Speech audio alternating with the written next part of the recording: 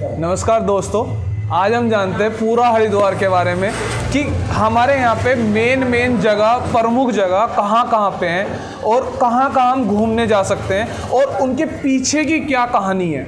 क्योंकि ज़्यादातर हम लोगों को आज के टाइम पे मंदिर बड़े बड़े दिखते हैं और हम उसे सोच लेते हैं कि ये पहले से ही है, लेकिन हम जानते हैं कि यहाँ पे पीछे की हिस्ट्री क्या है। नमस्कार गुरु जी। जी, क्या नाम है आपका?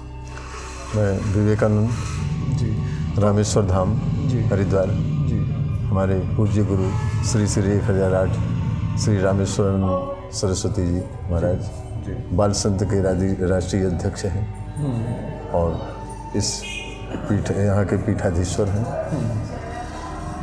जी। तो पहले मुझे बताइए हरिद्वार से रिलेटेड हरिद्वार के बारे में। ये हरि का द्वार, जी, हरिद्वार को संधि विच्छेद अगर आप कर दें तो हरि धन द्वार, जी, तो हरि का द्वार कहा जाता है। जी, तो हरिद्वार इसका नाम कैसे पड़ा, जी, ये आपको इसके बारे में बताना चाहूँगा। जी, यहाँ माता गंगा का अवतरण हुआ, भागीरथी के द्वारा यहाँ लाई गई। हर की पौड़ी के पास में वहाँ रात्रि निवास किया भागीरथी ने, गंगा जी ने विश्राम किया।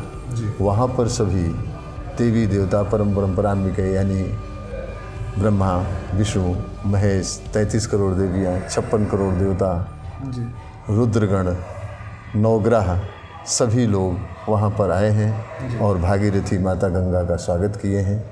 तो इसलिए यहाँ पर सभी देवी देवता उपस्थित हुए, इसलिए इसका नाम हरिद्वार पड़ा। जी।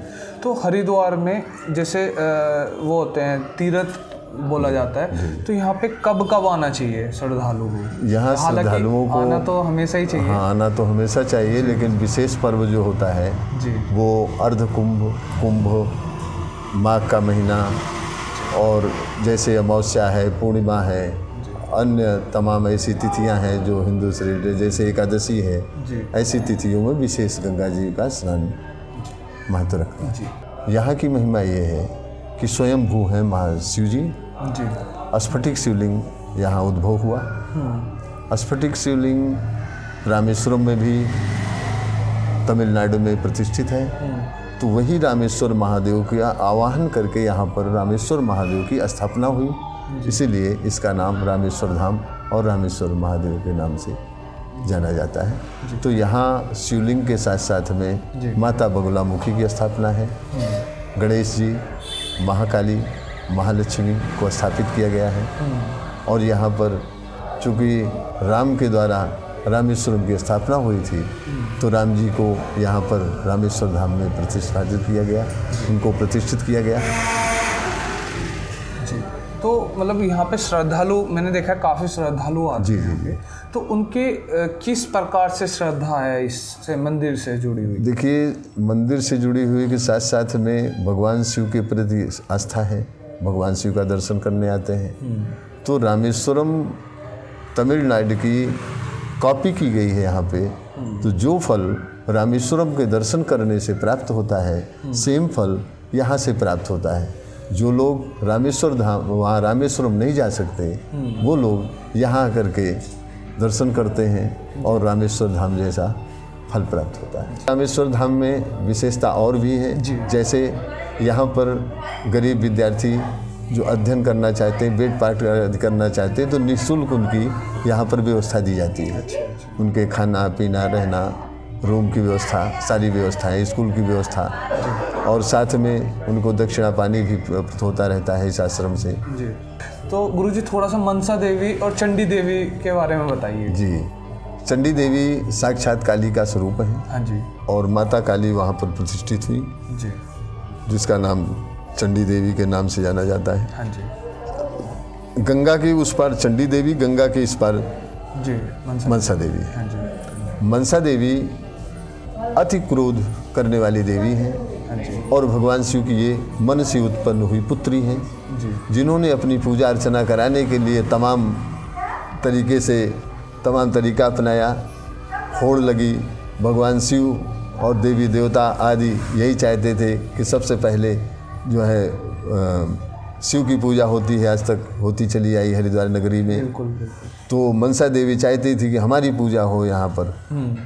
तो बहुत प्रयास करने के बाद, तमाम व्यवधान आने के बाद भी मनसा देवी अडिग रहीं अपनी जिद पर कि मेरी पूजा होनी चाहिए। अंततः हमारे परम दयालु कृपालु भगवान शिव ने उनकी तमाम परीक्षाओं को लेने के पश्चात अपनी पुत्री मनसा देवी को यहाँ पर रहने की व्यवस्था दिया और कहा कि तुम्हारी जो पूजा करेगा उसकी सारी मनोकामना पूर्ण होगी। तो मनसा देवी की पूजा भगवान पुत्री के रूप में यहाँ पर की जाती है।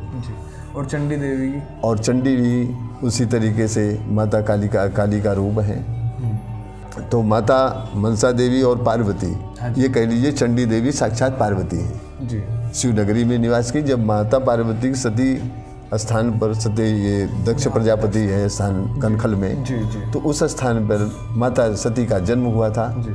तो माता सती का जब अंत्येष्टि हुआ तो उस समय 52 खंडों में 52 शक्तिपीठ का अभ्युदय हुआ। तो माता सती जो उनका प्राचीन रूप था, उस रूप में माता चंडी के रूप में वहाँ प्रतिष्ठित हुई और आज सारा गुंजार संसार उनकी पूजा कर रहा है। थोड़ा सा मुझे कनखल के बारे में बताइए। कनखल भगवान शिव की ससुराल है जी। यहाँ पर श्रीमद् भागवत की रचना हुई है। व्यास जी ने लिखा श्रीमद् भागवत कथा।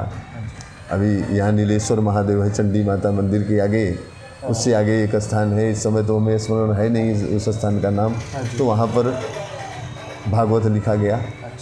और यहाँ पर सूरज कुंड है जी। तो एक हर की पौड़ी के आगे आप जाएंगे थोड़ा सा जंगल की ओर पूरब दिशा में, तो वहाँ पंचमुखी हनुमान है। पंचमुखी हनुमान के आगे आप देखेंगे तो एक सूरज कुंड है। वहाँ पर भगवान शिव से मिलने के लिए सूर्य देवता आए थे। चूँकि सूर्य भगवान के शिष्य भी हैं, पुत्रोत व्यवहार भी करते हैं भगवान शिव उनसे, तो वो सूरज कुंड की भी दर्शन लोग यहाँ करते हैं। एक हर की पौड़ी के पास में गुप्तेश्वर महादेव हैं, जहाँ पर श्रद्धालु जाते हैं। वहाँ पर भगवान शिव गुप्त हुए थे कनखल में। आपने देखा जब वहाँ से माता सती वो हाथों से जब अलग हुई और जब वो अपने वास्तविक स्थिति में आए तो वहाँ से महादेव गायब हुए, तो वहाँ गुप्तेश्वर महादेव में जा कर के प्रतिष्ठित हुए। तो हर की पौड़ी के पास में गुप्तेश्वर महादेव है। फिलहाल गंगा के अवतरण से, भागीरथी के निवास से और उनसे मिलने के लिए स्वर्गलोक से, ब्रह्मलोक से तमाम देवी देवता आए। इस कारण से हरिद्वार प्रसिद्ध है जी। और यहाँ पर जो भी आते हैं, अच्छा, और यहाँ पर जो समुद्र मंथन में 4 बूंद छलके थे गागर से अमृत, तो एक अमृत की बूंद हरिद्वार में गिरा, जिससे यहाँ पर कुंभ मनाया जाता है। और ये कुंभ नगरी होने के साथ साथ में भगवान शिव की नगरी कही जाती है। और भगवान शिव की यहाँ पर एक माया नगरी भी है, माया नगर, जहाँ पर लोग जाकर के दर्शन करते हैं और अपने जीवन को धन्य बनाते हैं। जय श्री राम। जय श्री राम।